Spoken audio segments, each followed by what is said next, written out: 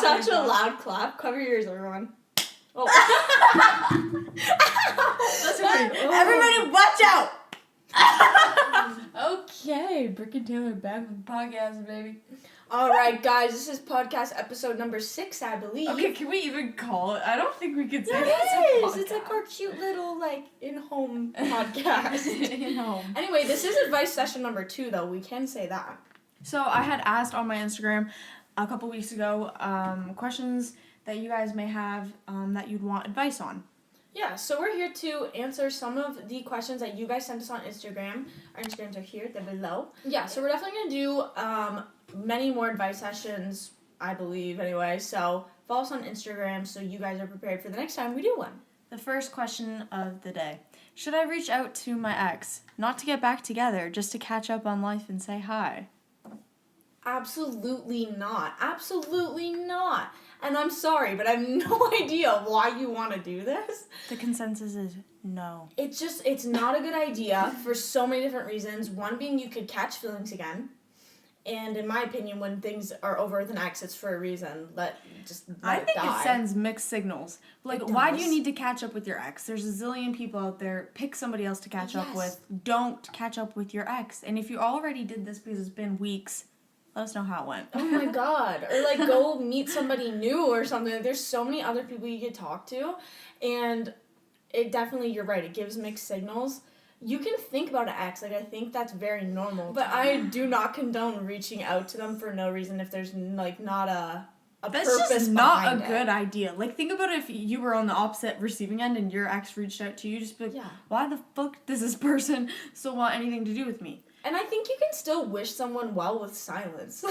Yeah. You could still be like, oh, I hope you're doing well, but you don't need to actually reach back out and have any sort of contact. And if you run into them, out in the world, and you're just like, oh, how have you been? That's a different story. But when you're purposely reaching out, it sends the signal and the message that you're thinking about them, you want to know about their life, you're curious, you're interested, and... we don't have time for that, okay? You really shouldn't be. Let's not give off the impression either, too, that, we're desperate in any sort of way, because I think it could come across that way. Taylor, I don't think it comes across desperate. You don't think it does? No, I think it comes across what you doing, baby girl? What you up to? Yeah, but I guess what I'm trying to say is that it comes across you're caring more than you really should. Because they're just an ex to you now. Let that die respectfully. There's definitely going to be some people who are like, well, what if you end on good terms? It's But then if you were already friends, you wouldn't be, questioning reaching back out again. True. I just don't think there's any reason for it. Fair. So sorry, but we no. hope you didn't do that. We say no. We say no.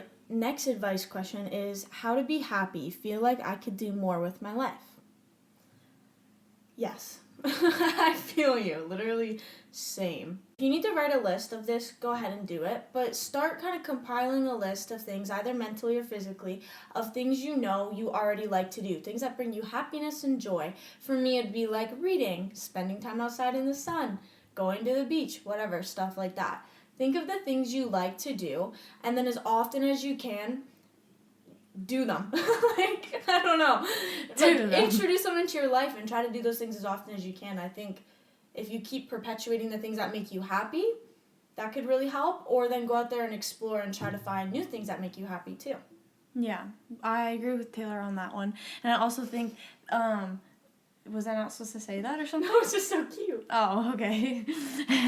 I think another really good way to find happiness is to plan it, which sounds so fucking stupid. But I think a lot of us, a lot of the time, think oh, everyone's lives look so great and it just happens naturally, things just happen. That's true. Sometimes stuff just happens that you didn't plan for. But a lot of the times, things that make you feel happy, you have to plan for them, you have to work them out, think about them. I think it's kind of rare that good things just happen to you often to continue sustaining you week after week with happiness. I think that's really rare. Good things come along here and there. You say it so well, and then mine's you have to plan for happiness. Why can I not, fucking, I have it so well in my head, and then it just comes out like a first grader. No, it doesn't. It sounded And then yours is just so, No, bro, beautiful. You said it so good. Okay. And it's understandable. Well, I'm just adding on. You already said good things. Like, it's so true. Okay, sorry. You have to be a planner. It doesn't come along for everybody. It doesn't. And sometimes it's shitty being the planner. Like, sometimes I hate it and I resent it and I don't do it. But then when I don't do it, I have shitty weeks and I have shitty times and shitty events. You have to plan stuff if you want things to go. Especially if you're especially if you're working and, like, you're busy all the time. Yeah. Like, you can't just, like, wake up on your day off and be like, huh, what am I going to do today? Like, half the time, like, you get stuck on your phone or you're inside. You have to be like, no, tomorrow my day off, I'm going to do this, this, and this. And then, exactly. That's such a good point, especially when you're working. That eats up so much time. And then on your days off, you get lazy because there's not a plan. And then you're like, oh, and then you don't do anything. So just fucking plan. Hit up your friends, be like, oh, do you want to go to this amusement park? Oh, do you guys want to go watch a movie? Whatever it is. Also, romanticize your life. That was also one of Brooke's points.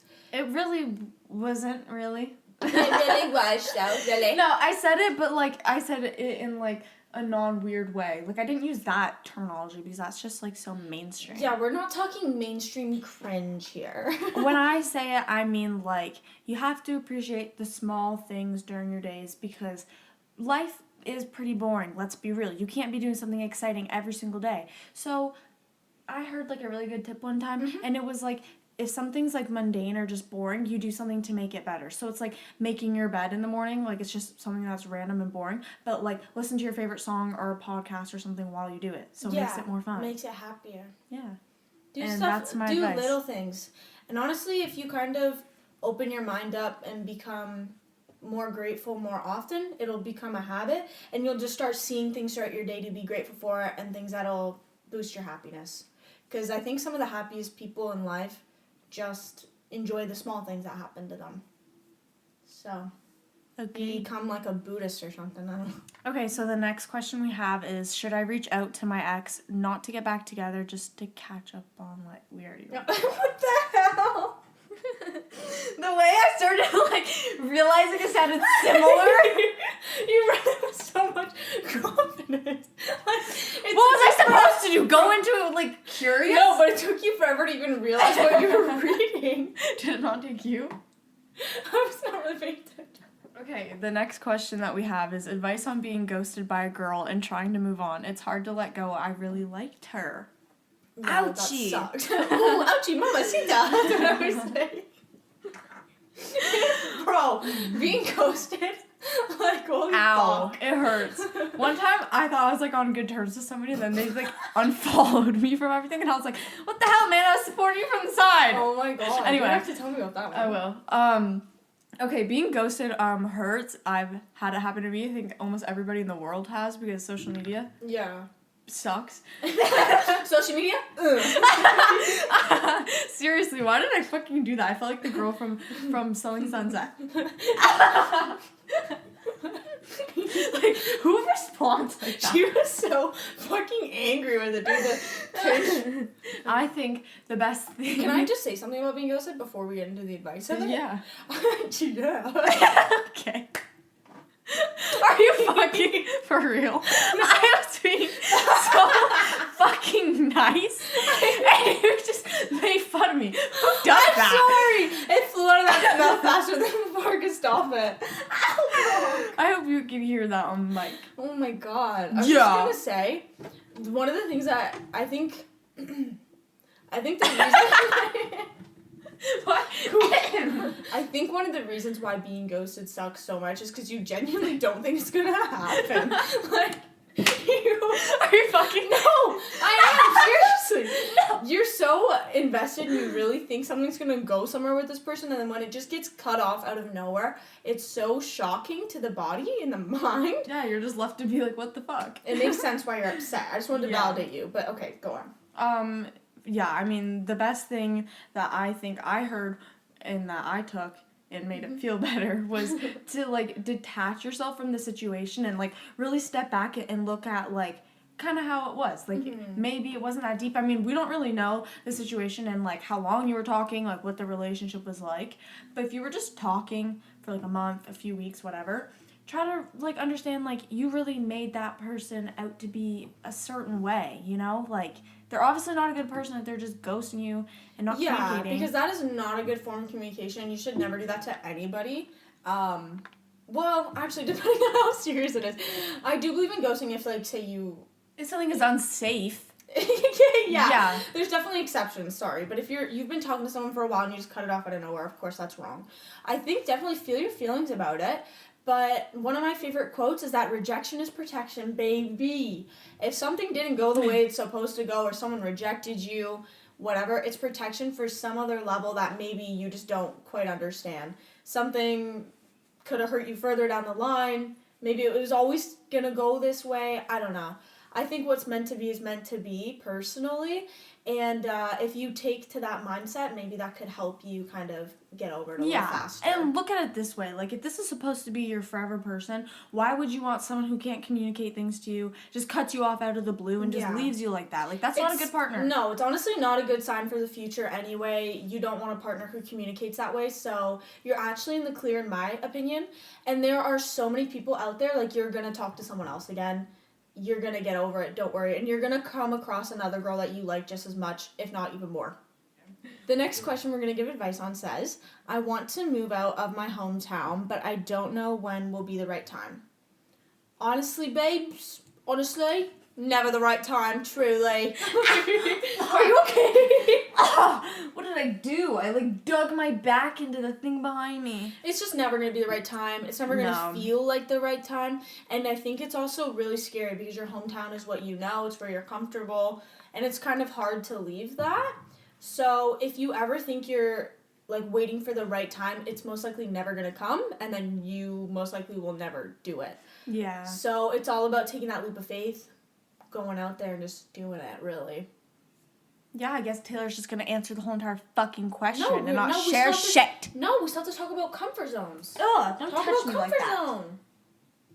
And pushing yourself and how only good things come from when you are just comfortable. Each year, you know, you want to grow, strive for that, and pushing yourself. So, like, try to remind yourself that, like, being uncomfortable may suck in the moment, but in the future, you'll look back and thank yourself because you'll grow in some ways that you didn't think you would, and it's a part of growing up. Like, you're going to be uncomfortable, so.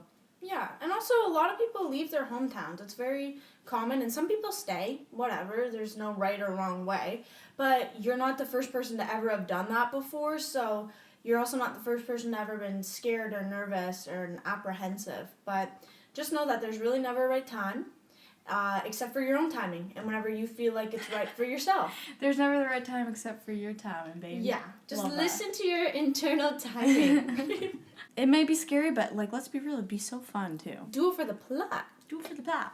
Taylor and I, sometimes when things, like, feel like they should never be that serious, we do the whole, like, floating rock thing. Every time, dude. Every time I'm stressed about something and I'm having a problem, me and Brooke are like, you know what? Floating rock, this doesn't matter. This is such a minuscule problem. It's not that serious. Put it on a bigger scale and all of a sudden your problem shrinks 10 times the amount. It's crazy. This is the last question of the video. Someone said, any advice for someone who is really shy when it comes to talking and meeting new people? Oh, do I have advice for you? Because I'll tell you, I was shy and I was so scared of talking to new people. Honestly, what did it for me was having a job.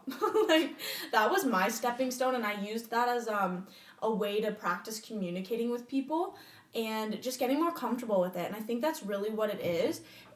Just practice. Talk to people. Start smaller, though. Maybe talk to people you kind of half know. Maybe people you went to high school with, and if you see them out somewhere but you were never super close friends, go up to those people because it's kind of a familiar face, but you're still getting out there and talking to someone could be a stranger. Mm-hmm. So definitely try to push your comfort zone, though. It is scary, though, because I know what it's like. I'm a shy girl all the way.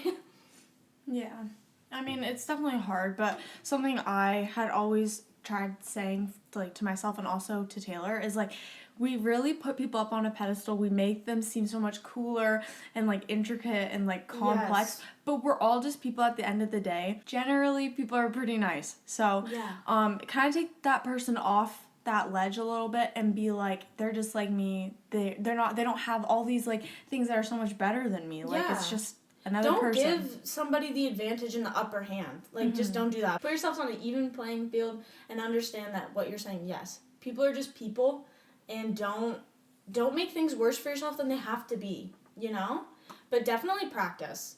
Because I know conversations can be bad and go awkward fast, so... Yeah, I mean, you can't get better at it if you don't try, so... Yes, exactly. And the more you do it, the more comfortable you'll be, and it's really a beneficial thing to have in life. I think it is something a lot of people should practice, try to get better at, is talking to other people, because it's so fundamental to being a human. So it's the only way you're going to create better connections with people, maybe come across people who could be better friends to you, whatever. It's really important, so I think just get out there and try it.